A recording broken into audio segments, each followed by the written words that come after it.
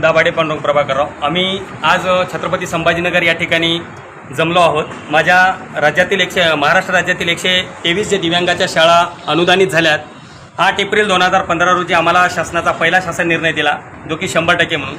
परंतु काही अधिकाऱ्याच्या क्लिष्ट वर्तीनं किंवा त्यांच्या पूर्वग्रह दूषितपणामुळे 6 नोव्हेंबर 2018ला दिलेलं 100% वेतन हे 50% वेतन करण्यात आलं आणि तिथून आम्ही आत्तापर्यंत 100% वेतनाची मागणी घेऊन वारंवार तपासण्या, वारंवार आंदोलन आणि वारंवार उपोषण करतो. त्याचमुळं आम्ही आज छत्रपती संभाजीनगर या ठिकाणी जमलेलो आहोत आणि त्या संदर्भात आम्ही निवेदन पण माननीय आयुक्त साहेबांना दिलेलं आहे. त्यावरील कार्यवाही होण्यासाठी उशी घेतलेली आहे. दिव्यांग शाळा कर्मशाळा महासंघाची राज्य महिला अध्यक्ष आहे.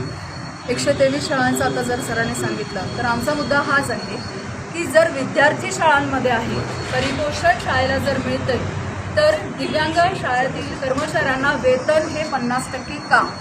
100% वेतनेतर अनुदान आहे, तर वेतनसुद्धा 100% हे कर्मचाऱ्यांना मिळालं पाहिजे.